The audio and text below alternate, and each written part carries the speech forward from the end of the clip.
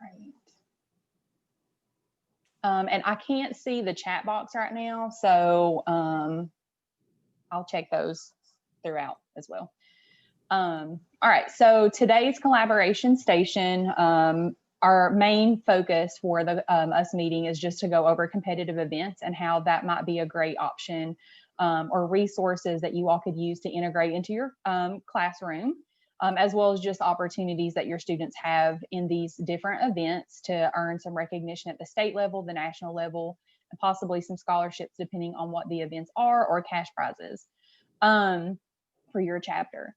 So that's kind of the focus for today. I do want to go back over some of the affiliation information as we're still in affiliation season, highlight a little bit on the virtual leadership experience, and then give you all a chance at the end to share out any additional questions that you may have. So for our quick updates for affiliation, just to remember that there are 4 different types of affiliation for your chapters this year. Regular affiliation is basically the way that you all would affiliate every single year, which would be $14 total per member that you affiliate, which includes their national rate and their state rate. Remember that there is a 12-member minimum for chapters to affiliate. So what that means is that you would affiliate your students even if you had less than 12, and that your chapter would be invoiced for 12 members. If you affiliated less than 12 members, that would give you the ability to kind of add in more members until you hit the 12 without an additional invoice. And then after the 12, then you'll get invoices created for any new students that you add at this $14 regular affiliation rate. Your affiliation can be paid by check or credit card. So there is an option to use your school credit card to pay for your affiliation on the website, or you can call the Nationals office and get that paid for as well. It has been brought up about how to quickly get everything paid. So you guys can register for virtual leadership experience and stuff like that. You all are able to pay by card. And then if you're sending a check, once they receive your check, they'll refund your credit card. So if I sent off, if I had an invoice that I needed to pay for affiliation, I could call and use a credit card to pay over the phone or on the website. And then once the check comes from my school or my county, then they would refund that credit card back the amount that was paid. Just a reminder, the students do have their own portal login, but they cannot affiliate themselves in the portal. The portal for students is just to kind of review their history, kind of like a resume builder. They can see all of the things that they've done linked back to their numbers, their chapter ID, or excuse me, student ID numbers. So that's really what the portal would be. They can also, in the student portal, upload their Power of One applications, as well as any National Program Award applications for your chapter. But this is just a regular affiliation method. That's our typical affiliation every single year. The middle level affiliation is only for middle school chapters, which allows middle school advisors to affiliate all the students enrolled in the Family Consumer Science program of study. So it's an unlimited number of affiliation, and that's a total flat rate fee of $375. And if you're a middle school chapter and you would like to opt into this middle level affiliation, you can send me an email, let me know, and I can change that for you on the back end. Just note that once you're locked into the middle level affiliation, you're locked into that every year, unless you email me and tell me that you don't want to be in it anymore. The temporary price reduction packages, this is the first one, which is an up to 20 leadership development package, which allows you to affiliate up to 20 members for a total flat rate fee of $215. Remember, there's a national and state rate fee included in that. Your 21st member would be, and any members above the 20th member would be invoiced at the regular affiliation fees. Just like what I said about in the regular affiliation, if you wanted to opt into this package and you only had 3 or 4 students at the right now to affiliate, go ahead and add them and get your invoice created. You can add more students as you go throughout the year. You do not have to have all of your students' information when you affiliate in the portal. You can always add students later. Just remember that this package does not include the advisor affiliation, so your affiliation rate would be on top of this $215. The other temporary price reduced package is the unlimited FCS package, which is going to allow you guys to affiliate an unlimited number of your FCS program of study students. So literally all the students that are enrolled in your courses this fall, in the spring, and then any students that you've had in your classes that are still at your school at any point in time, as long as they have met the membership requirement of having a family consumer science course, they can be in your chapter.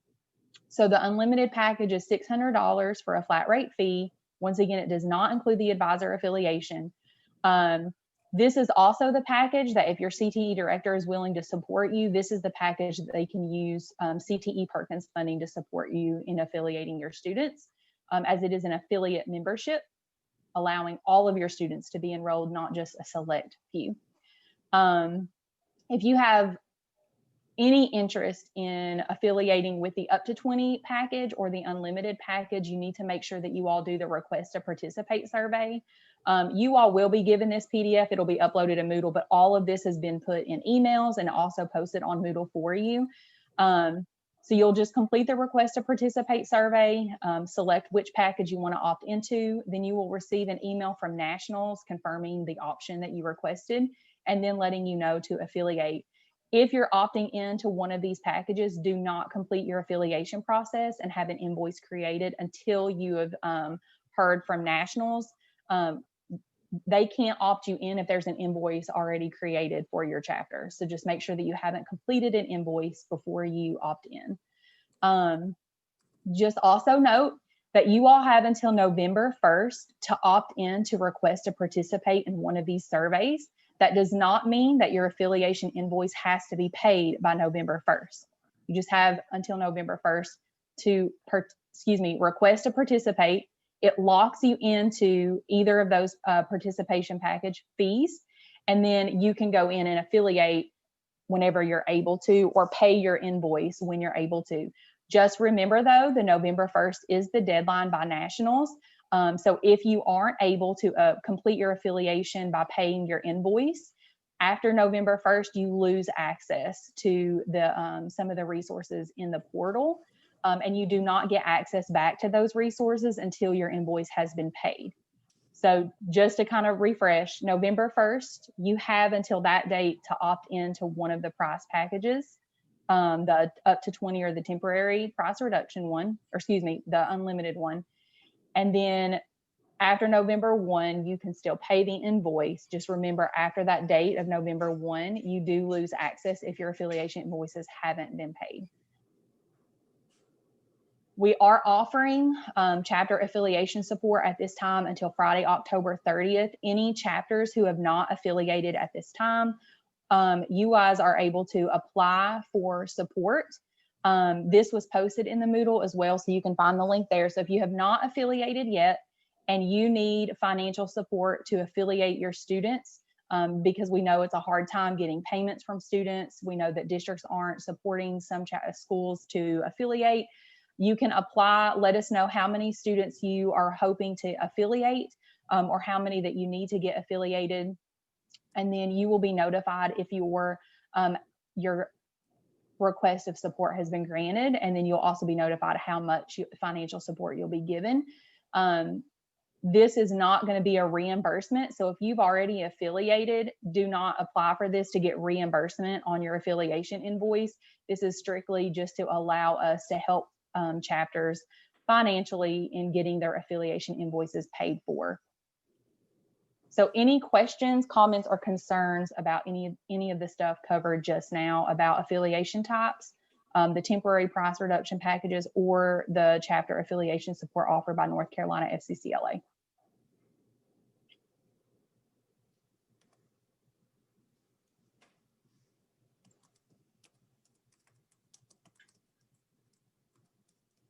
Are we good? I know y'all have gotten a lot of information about this from me all the time because I want to make sure that you know. So that's fine. All right. So you should be experts on affiliation. All right. The virtual leadership experience, just know this is completely different than the unlimited FCS leadership package. I know sometimes when we're kind of glancing through stuff, it kind of looks the same, but this is a completely different resource that's going to be provided to you all by Nationals. So this is like a pivot off of the National Fall Leadership Conference that's usually hosted.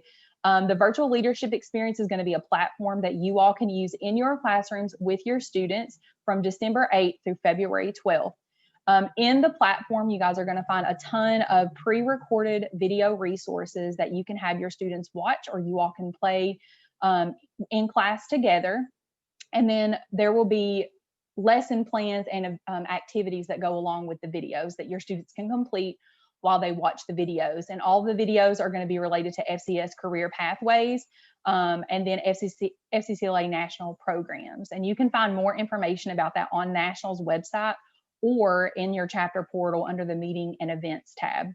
For virtual leadership experience is a $150 chapter flat rate fee. So you're paying for your entire chapter. So all of your students who are on your roster, as well as any advisors, will get the link for the virtual leadership experience once the platform opens. You do have to have your virtual leadership experience registration paid before you get the link. So if you're wanting early access, just make sure that that has been paid before you get the link to the platform, or you won't get it until it's paid. And then you guys can register for the virtual leadership experience up until February 12th. But remember, it closes on February 12th. So if you're going to do it, I would say go ahead and do it early. So you have about, what is that, a little over 2 months access to use with your students. That would be a perfect platform for you guys to use when you're doing transition from the fall to the spring semester, when we know that roster changes are a headache because you have students coming in and out all of the time. So that might be a really good way to do that as well. They could also be great bell ringer videos that you want to have your kids watch. Remember, FCCLA should be integrated into your classroom. So that's just another opportunity or resources that you guys can easily do that with your students. The skill demonstration events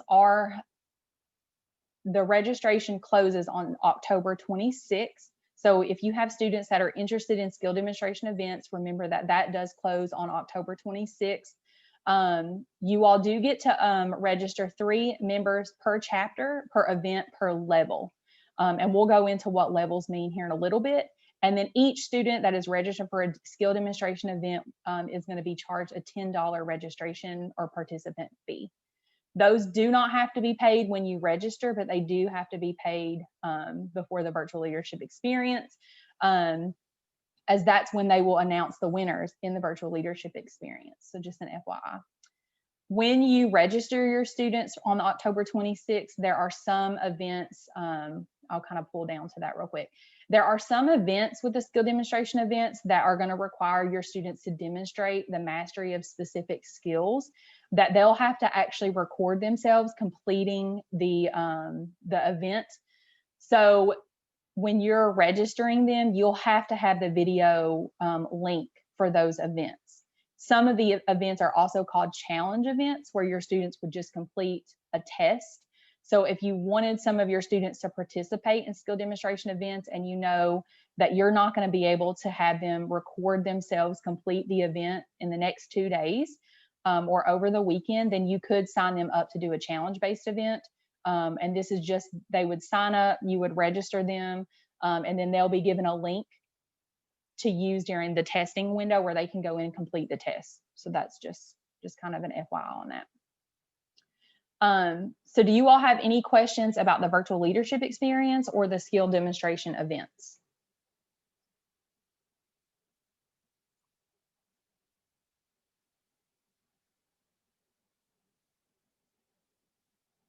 Christine, is there anything that you want to add in that I didn't cover with those two? I don't think so. I think you hit everything.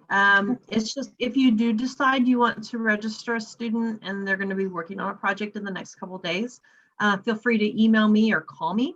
And if you do have questions, and we'll try to get those answered for you. Beth asked thank you, Christine. Beth asked in the chat box, do you have to do the leadership to do competitions at the state level? The virtual leadership experience is a national event. That is not a national experience platform. It is not something that's required for North Carolina chapters to participate in. Once again, I think it's a great resource that you guys can use seamlessly in your classroom with your students, but it is not something that you guys are required to do. And it's not something that you have to do for state conference. The state level events are completely separate from skill demonstration events. So I hope that answers your question, Beth. So any other questions before we move on? have one question. I can't remember. If I have a student who does the interview for skill demonstration, can she also take the information that she's pulled together and learned and compete at state? Are you talking about for the job? So if she does the Job interview? the skill-based event, Mhm. the interviewing skill-based event, could she use that same information for the job interview event? Yes, she should be able to. It's nothing that would, they're two separate events. So that's a resource that she will have developed in the fall that she could use in her spring activities. Great, thank you. Okay, I have a question. So all the events that we're looking at, these are national events, is that Yes, correct? ma'am. Yep. All of the events on the screen are the skill demonstration events that the registration closes on Monday at 5 o'clock. Okay.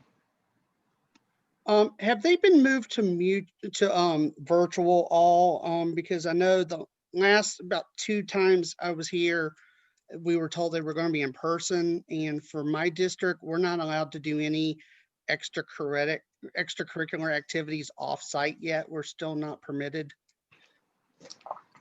So all of the skill demonstration events are virtual events. So they're everything like all of the skill-based events, Okay. like over here, the culinary food art, all of these on the left-hand side are events that your students will video themselves completing. Okay. And then they'll upload that video when you register your student.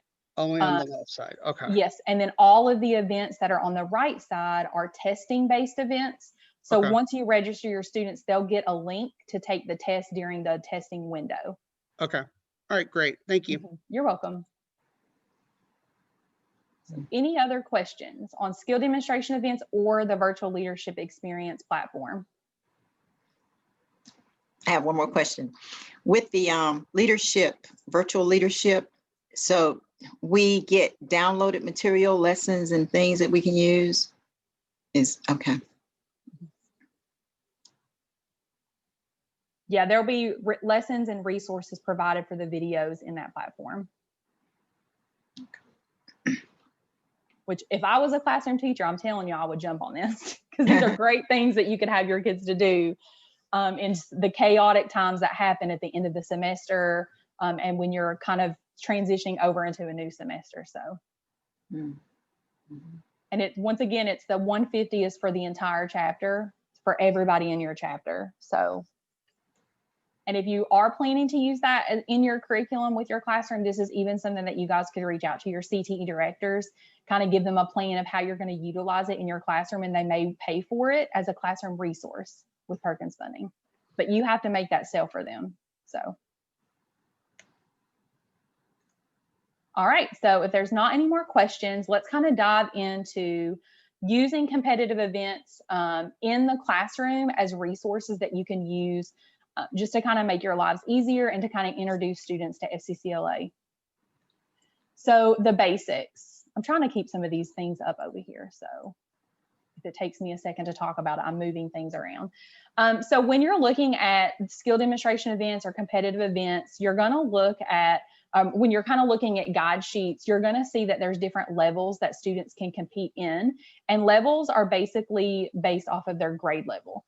So when you look at event categories and you see level 1, that's students through grade 8. So you're thinking of middle school students. When you're seeing level 2, that's students in grades 9 through 10. Level 3 are grades 11 through 12. And then level 4 are post-secondary students, which we don't have post-secondary chapters.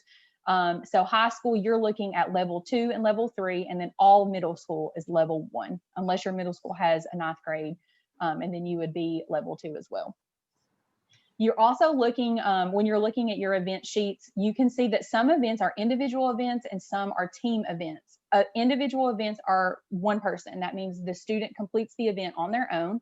And then if it's a team event, it can be up to 3 people per event. And then you also have some online events. And so any of the online events, and we're, I guess, specifically looking at online STAR events, and we'll look at those later. Those events, you do need to watch the guide sheet because there's preliminary rounds where students will actually have to upload their event information on February 1, or by February 1, and then they'll be evaluated to see who will get to compete at National Leadership Conference in those events.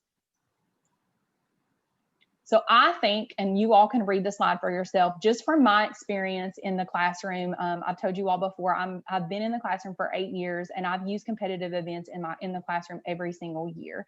And I use competitive events, or I have used competitive events as projects for my students to showcase what they've learned from the objectives that we've covered in class. So I'll either use them as a standard assessment, or I will use them at like a standard objective-based assessment, or I may use them as a summative assessment. So there are some events that really tie naturally into our courses that will allow you guys to use this as a project at the end of the semester.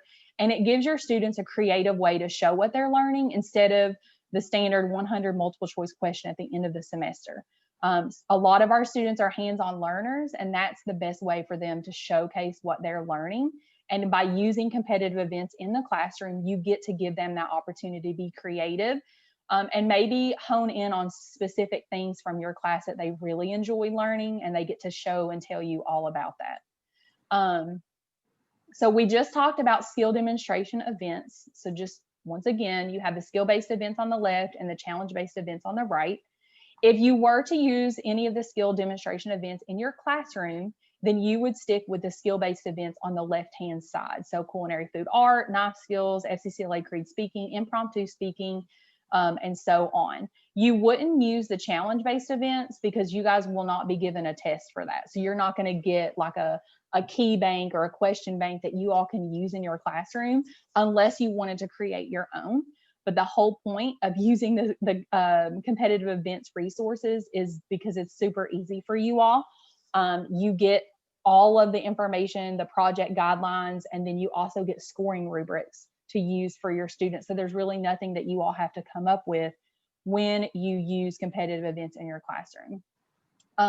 So skill demonstration events would be perfect for you guys to use for objective project-based learning. So for example, because it's the first one or I'll use the second one because that's easier in my head right now. For foods and nutrition 1 and 2 or culinary arts, for even maybe the cooking section that's in the principles and family human services or in the middle school chapters, you all could pull the culinary knife skills skill-based event guide sheet and use that as small projects for your students to do. And because all of the stuff that's in the competitive events guide and that I'll pull up later and show you has already been modified by Christine and Nationals to showcase how you would do this in a virtual world, then they know that they're already going to have to create a video, which they could create the video specifically looking at culinary knife skills. You could require that they have to showcase the different knife cuts, and they could do that at home in their own kitchen with whatever vegetables are available, which we all know potatoes and carrots are super inexpensive. Or if you have your students in class, then that might be a lab day that you plan where they get to record each other completing the knife sets and then or the culinary cuts, switch roles, and record the other person. But these would be great little projects that you all could do or incorporate in your classroom, really looking at specific objectives. And then you have STAR events. So skill demonstration events and STAR events, you're going to find all of the guide sheets that in the competitive events guide. So I'm actually going to pull that up right now because I want you guys to see that. I can figure out how to expand here. Let me see. Okay.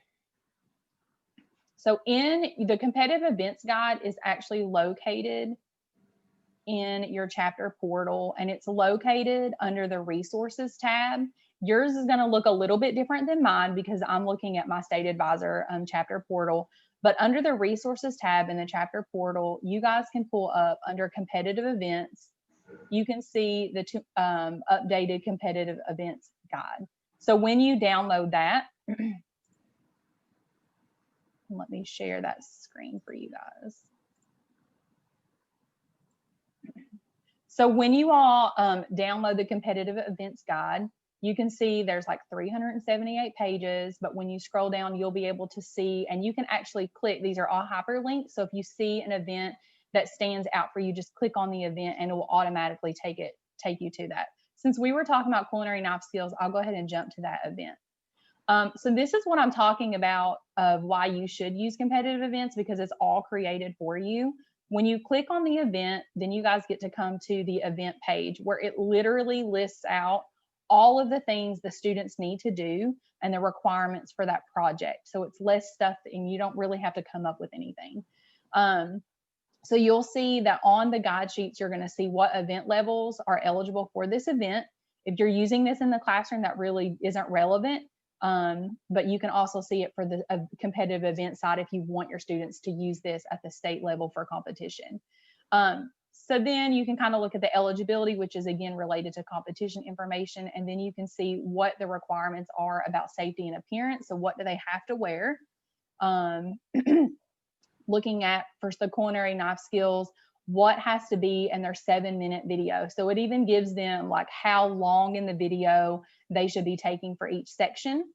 And then when you scroll through, you can also see your rubrics. So what I do in my classroom when I'm doing competitive events is I'll print the rubrics out, and I actually have other people grade my students' projects. So I'll print the rubrics out and I'll get volunteers from the school. So it could be teachers, it could be guidance counselors, it could be administrators, your school resource officer, it could be TAs, and then they could score your students' projects. The reason why I did that, one, because it was way easier for me because I didn't have to grade anything. Two, I'm going to be more biased. I'm just going to say it. If there are some students that I know did not put the effort into it, I'm going to be really reluctant to give them good grades. So it kind of takes the bias out of it. And three, well, that's the two reasons. I can't think of the third reason. I got distracted. Sorry. So one, print it out, give it to other people, let them score it, because you have no bias and it's just super easier for you. Oh, and the third reason is because you're promoting your program. So anytime you can have other people come into your classroom and see the things that your students are doing, you're promoting your program, and they get to see your students light up because you're giving them hands-on stuff to do. So you really get to sell your program on that. And this even works in a virtual world, because when your students are submitting videos, because right now you all can't have people from the community come into your classrooms, you could ask for people that have supported your program, or maybe like for culinary knife skills, if there are a couple restaurant owners or chefs that you know that would be willing to kind of score these for your students because they're doing this in a video. You could just send them the video links real quick and they could score it and give it back to you. That's just an idea that you all can use. So there was some chat coming through, so I'm going to check the chat box real quick.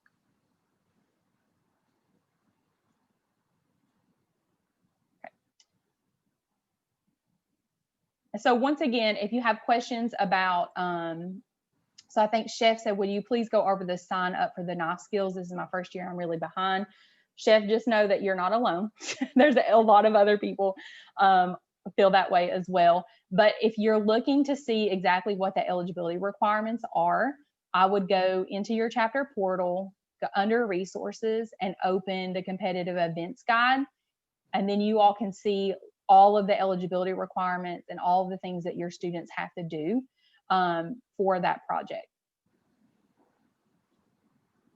Where would they need to go on Monday to say, hey, I want to participate in this competition? So so that's where you all would go in the chapter portal, Okay. under meetings, events.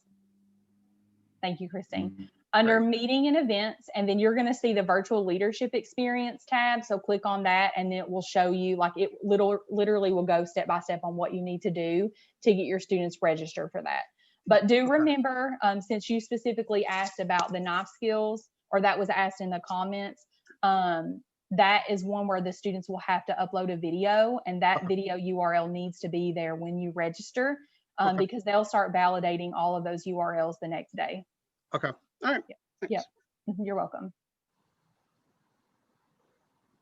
All right. So STAR events in this PowerPoint that you guys will get, I've also pulled out some different STAR events.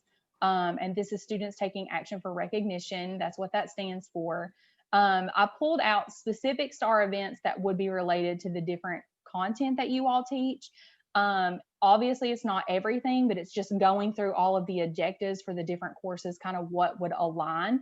And then at the very end, there is STAR events that would be great for any family consumer science course, like career investigation, interpersonal communications, job interview, leadership, things like that. So any questions? I know I just talked a lot and I kind of shared a lot of information. But so do you all have any questions so far about skill demonstration events or STAR events related to how you can integrate them into the classroom?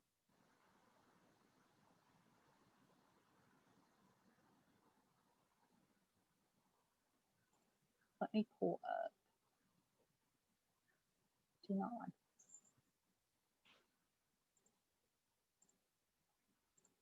this. I'm trying to pull up the guide real quick, but the taskbar keeps getting in my way. Okay.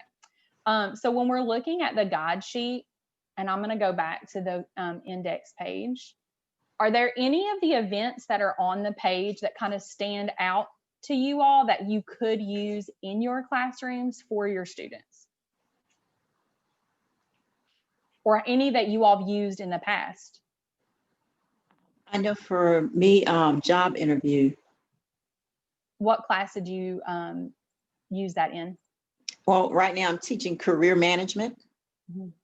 Which aligns perfectly. So and that's, I've done that in my interior design too, where I had them do job interviews. So if that's already in your curriculum, just pull the guide sheets from here.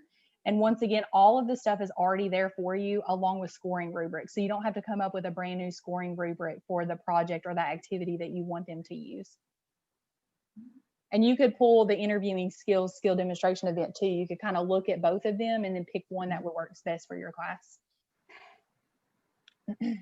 I'm sorry to be asking so many questions, but if our legal department for our district told us that we can't require remote students to cook or use knives, does that mean they can't do those competitions for FCCLA?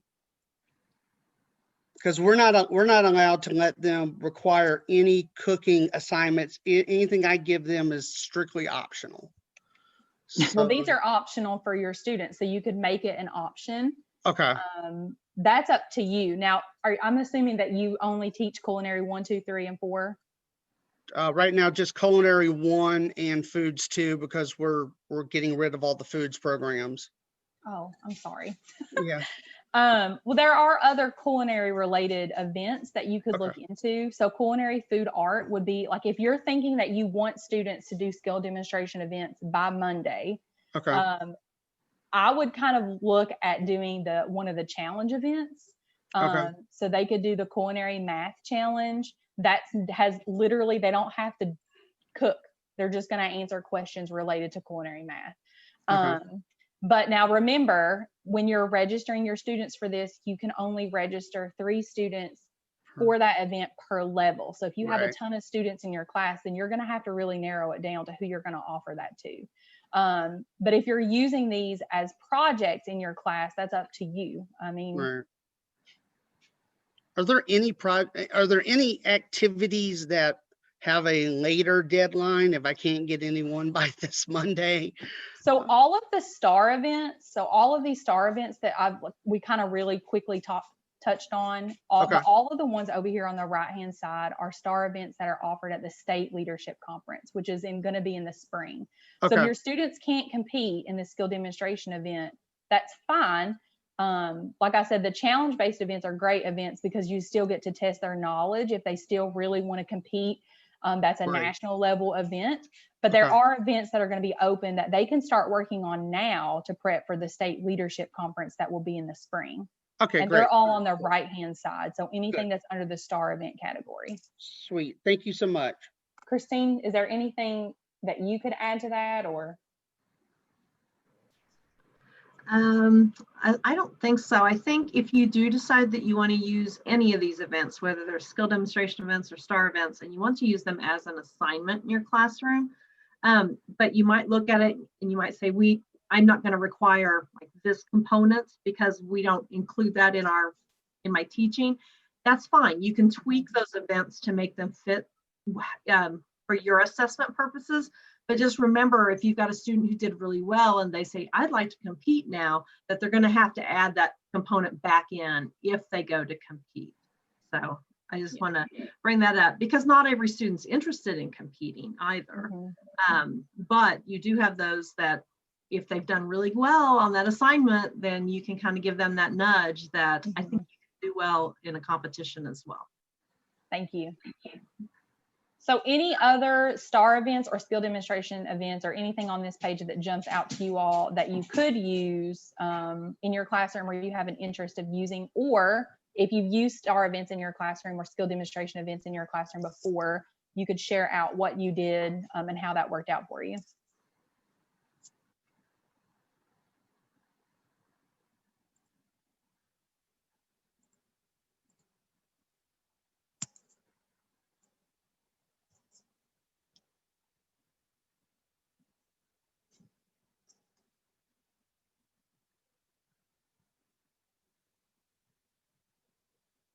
So anyone else want to share about their use of these competitive events in their classroom? If not, we'll move on. I do want to mention, maybe you're going to talk about this, about where they find the scenarios and the topics and things. Or is that part of your presentation? I did yet, not Katie, think or about is that, so you could talk about that. Okay, all right. In the past, we've put all of the scenarios and job applications and things like that on the website. But this year, since students have access to the portal as well, you're going to find those resources, those templates. They're usually in both Word and PDF format. As an advisor, you're going to find it under competitive events resources, and there's a file that says is a zip file. I think it says STAR events resources and templates or something like that, toward the end of the screen, I think, Katie. And then in the student portal, they can log in and they can see those individual ones. So if they're in the job interview event and they want the job application, they can log into the portal, go underneath their resources, and they'll be able to scroll and find the job interview application. So it's the same thing with interior design scenario. That's a piece that's not in the guide, but it's on the in the portal. Some of the topics are in the guide. The food innovations topics are in the guide. The early childhood education topics, that's in the guide. The digital stories theme is in the guide. And sustainability challenge, those 5 options topics, that's in the guide. So if you ever have a question, if you aren't quite sure where to find it, check the guide first, and then also your portal.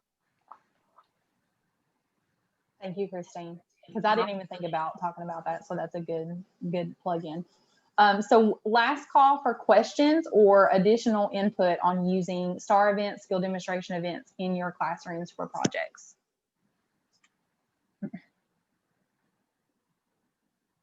Okay, so let's kind of move through.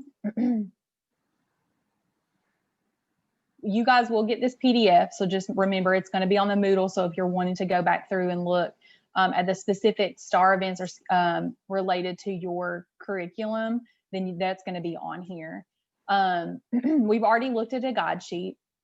So some other competitive events, and I will say I'm not as familiar with these because I've never used them in my classroom. I've always wanted to, I just never had the chance to. Is the Knowledge Matters simulation. So these are virtual challenges that your students, you can team them up. So you put them in teams of 3. And then they can compete in these challenges. So there's a personal finance challenge that's going to challenge your teams on concepts like opening bank accounts, paying bills, filing taxes. So anything related to personal finance and budgeting. And there's also a fashion challenge. So for any teachers that are teaching concepts with apparel and textile production, you could enroll them in the fashion challenge where they get to be manage a simulated fashion business, which would be really cool for apparel too, because that is in some of the objectives for apparel too. So there's 2 rounds that students can compete in this. So October 20th through the 13th and the 1st through the 26th. Where they would be able to log into the website and then they would do the challenges. So it's just a gamified way to teach them these skills. And then based on how they rank after each round, then that would kind of depend on if they get to compete at the national level, and then if they get to earn money for your chapter at the national level. And your teams can compete in both rounds. They do have to be affiliated, and then you get to have an unlimited number of teams per chapter. So like Gwen was saying earlier that she teaches apparel. If she wanted to do the fashion challenge, she could group her students up in group of 3, as long as they're affiliated students, and then I'll have them do this as part of her coursework. So it could be something that she could give them some time each day to go in and do. Christine, is there anything that you can add to this for the Knowledge Matters? All of the work that's done in this simulation is online. It's through the Knowledge Matters website. There's no registration through FCCLA. You do go through to the Knowledge Matters website and you register your teams. There are some instructions on that in the portal.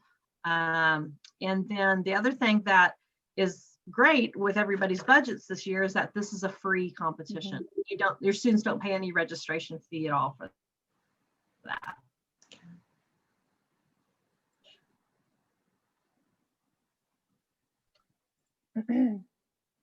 And so once you click on the link, that's what it looks like. So it had the FCCLA logo. If you get another logo, you're on the wrong club section. And so then you could just kind of read some of the information here, click register for competition, and then this is where your students would sign in as well.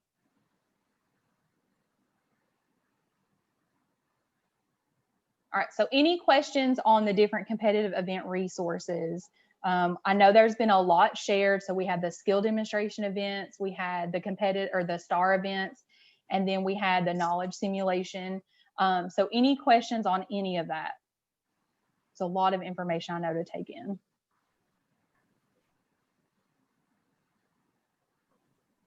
If you do teach personal finance or consumer education, another resource is the not Knowledge Matters, but the Life Smarts website. We do have knowledgeable teams. That's a partnership with the National Consumers League and their Life Smarts program. So even if your chapters aren't going to have a FCCLA knowledgeable team, you can still have a Life Smarts team, and that's another free competition. They do have FCCLA as one of their areas. So every month they have challenges and contests, and the top teams get a little bit of seed money, I think, to do that. And then, do you have Life Smarts in your state? Do you know? I'm not sure about that. Well, they get, I think even if you don't have in your state, you can still go onto their national site. And the nice thing is they have like daily quizzes and tons and tons of resources for teachers. So even if you don't think you're ever going to have a team, I would suggest go to the lifesmarts.org website and just look at their teacher resources. So Sherry, are you asking the simulations, the knowledge matter simulations, are those high school only?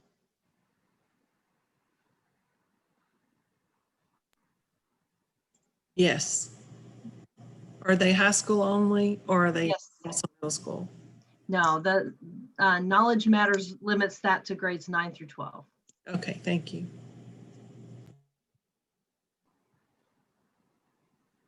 I'm sorry. What you were talking about as far as going to the website, what was that again? I'll type it in the chat. It's Okay. Life Smarts. And so I'll put that web link in the chat for you. Okay, thank you.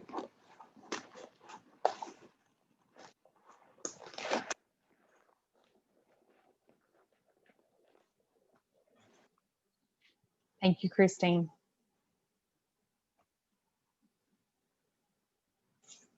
So we all learned something just now because I wasn't aware of that one. So that's good. All right.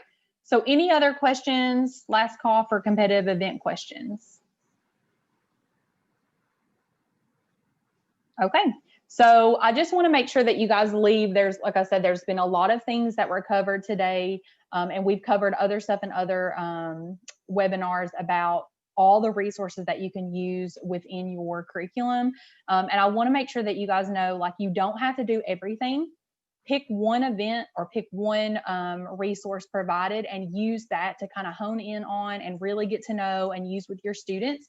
And then when you get more comfortable, you can add more stuff in. So when you're looking specifically at using competitive events, pick an event that gets you excited to offer to your students, because if you're excited about it, they can see that excitement and they get excited about it.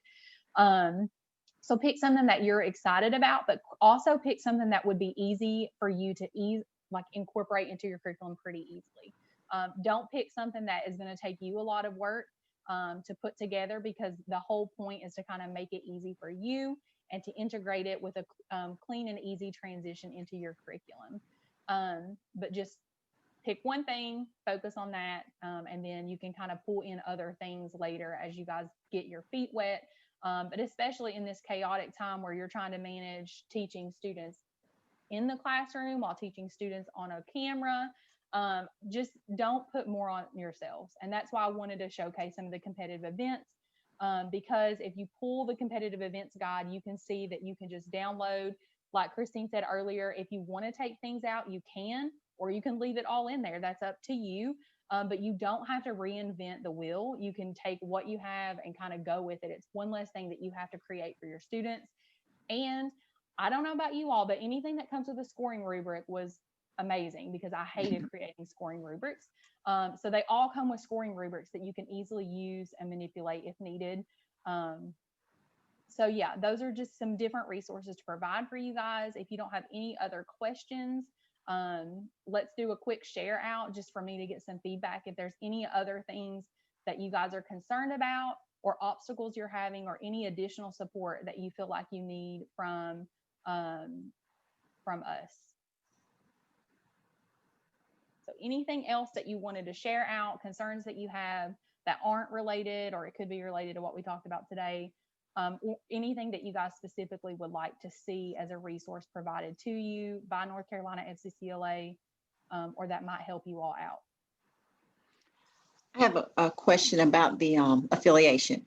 Mhm. Okay, for the one that's $600, does that mean, like, I have, say, if I have 100 students between my 3 classes, so with the $600 affiliation, that means that all 100 of them can be affiliated?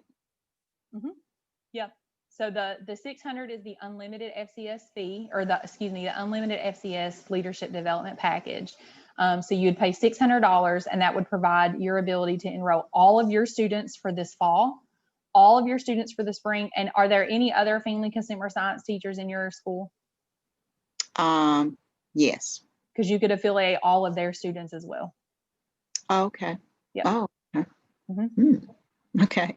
Yeah, that's why it's a really good sale for your CTE directors, especially if you guys have plans to integrate this into your curriculum, because you're showing them you're going to affiliate every student that's enrolled. So they're all getting enrolled in this student professional development organization. And then you're utilizing the resources you get from that affiliate, or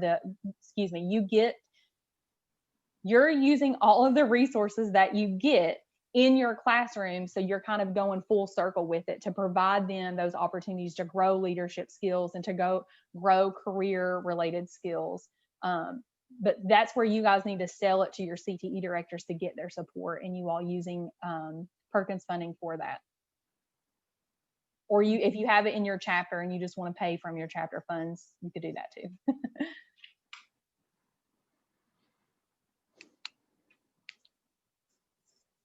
So any other questions or things that you guys want to bring up? Because this is the last call. All right. Well, you all have a great evening. If you ever have anything that you need, just reach out and email me.